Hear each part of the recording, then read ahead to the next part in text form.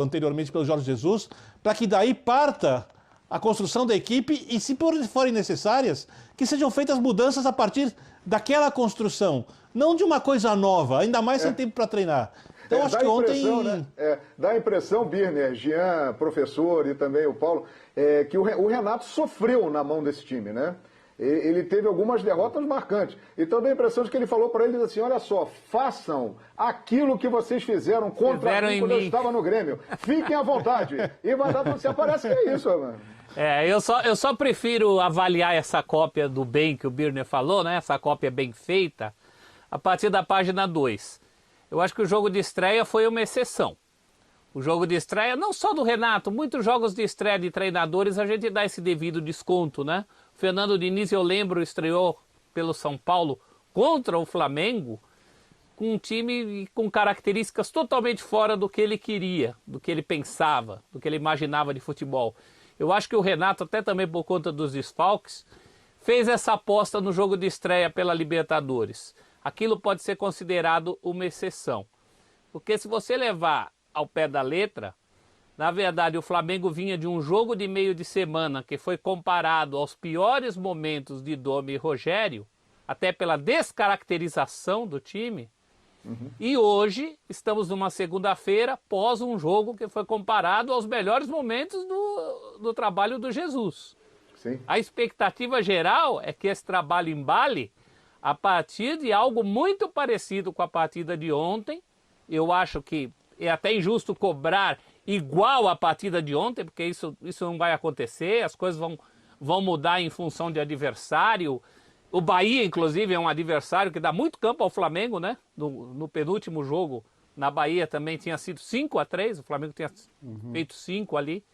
Então é uma outra situação, Libertadores é uma outra situação, eu acho que todo mundo precisa entender isso, para não ter essa cobrança do jesuísmo no Renato a cada partida, a cada 90 minutos, em todos os campeonatos. Jean, é interessante assim, a diferença dos técnicos, né? O tempo todo a gente está colocando aqui embaixo, né? Quem pode fazer mais a diferença dos três, e as fotinhos ali do Abel, que está na tela agora, do Renato, do Cuca. São três técnicos com características bem diferentes, né? Com jeitos bem diferentes de armar suas equipes e até de comportamento.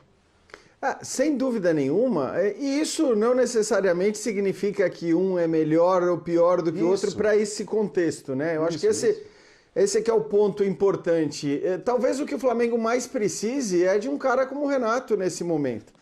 Talvez, porque é óbvio que não foi a questão tática que mudou no Flamengo. A entrada não deu nem tempo do Renato fazer nada disso. E acho que esse não é o grande atributo do Renato, não é a sua grande qualidade, mas talvez seja aquilo que o Flamengo mais precisa nesse momento. Então, óbvio, são técnicos diferentes. E acho que os torcedores esperam que as qualidades e atributos que os técnicos têm sejam aqueles mais necessários para os seus times no momento. Eu acho que a gente olha para o Renato de maneira geral, pode ter um ou outro que acha que o Renato é um gênio da tática, da estratégia, mas acho que de maneira geral todo mundo reconhece no Renato um cara com muitas qualidades de gestão de grupo, né? De conseguir convencer os jogadores do seu plano, da sua ideia, de fazer os caras se dedicarem como eles se dedicaram ontem no jogo contra o Bahia durante os 90 minutos, porque de fato, acho que a gente há muito tempo não via aquela gana, aquela vontade, aquele desejo de vencer e de fazer mais gols mesmo com o time vencendo, e isso é difícil a gente não atrelar a presença do treinador.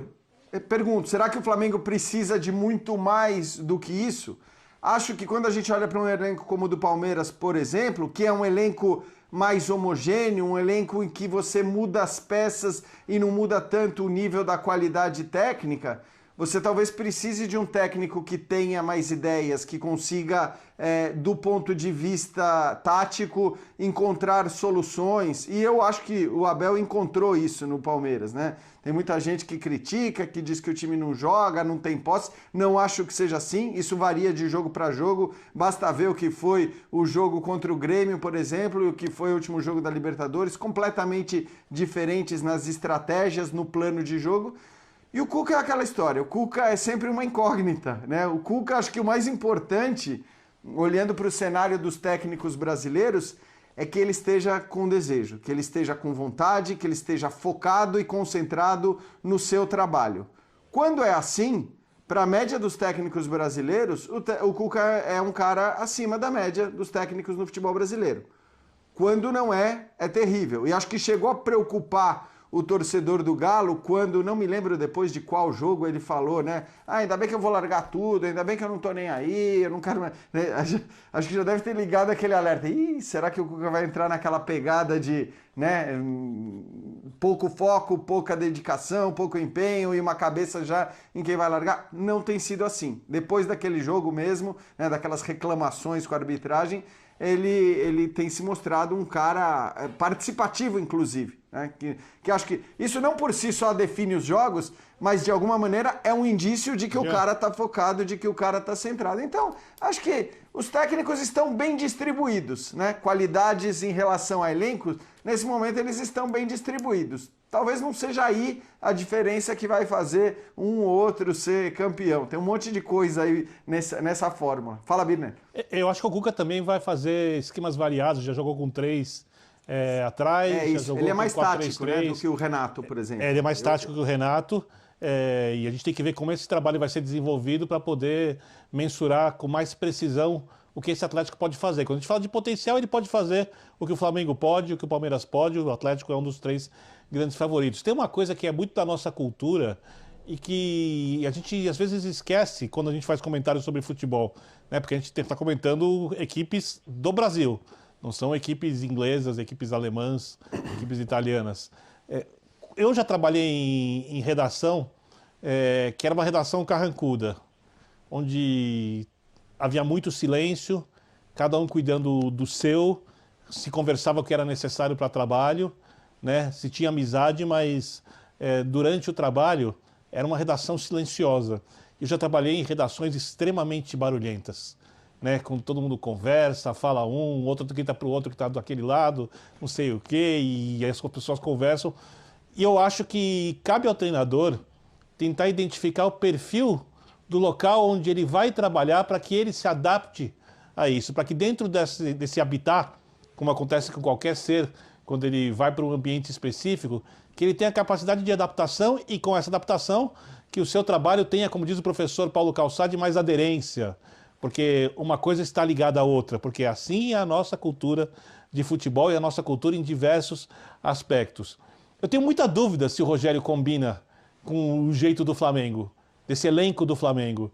O Jorge Jesus combinava, o Jorge Jesus brincava, vocês mesmos que participaram pessoalmente de um Bola de Prata, viram como o Jorge Jesus tratava o Gabigol, né? O Jorge Jesus levava o Gabigol no colo, vamos dizer assim, com muita tranquilidade, né? E o Gabigol gostava muito disso, e os jogadores podiam brincar, e tinha o vapo, e tinha isso, e tinha aquilo, mas nunca se perdia a disciplina ou a intensidade no que diz respeito ao desempenho em campo, porque talvez essa seja a fórmula mais adaptável de gerenciamento desse elenco do Flamengo. E o Renato tem esse perfil. O Renato, quando ele faz a brincadeira ontem do DVD, que o DVD dele é muito melhor que o DVD do Gabigol.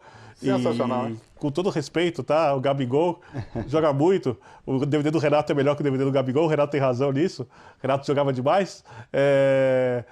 Ele vai ganhando jogadores, né? Ele vai criando um ambiente muito favorável a que ele seja ouvido e a que eles remem todos para o mesmo lugar. Então, me parece que o Rogério não teve o perfil necessário para esse elenco do Flamengo, que não pode ser conduzido com uma disciplina germânica, vamos dizer assim. Ele é muito mais um elenco com ginga, com molejo, para fazer uma comparação de culturas. Ele é um elenco muito mais com cara de futebol brasileiro do que tem o Rogério como treinador, e que às vezes até pode ter dificuldade de se adaptar a situações onde ele não seja ouvido como se fosse a única voz a ser escutada. E eu acho que com o Renato essa coisa vai mudar. E eu concordo com o professor Celso Zelt. É óbvio, foi um jogo. Eu acho que o momento é de extrema felicidade.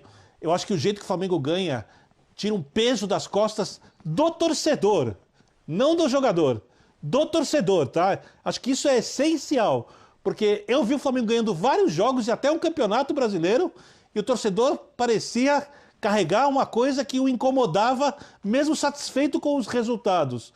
Esse jogo parece que lavou a alma, pela forma, não só pela goleada, pela alegria do time, por um jogo leve, pela maneira como o time atuou, por diversos aspectos, né? E aí cresceram as individualidades e tudo mais, porque talvez esse seja o perfil do Flamengo. Vamos ver como a gente vai ter certeza disso ou não mais pra frente, mas eu tenho essa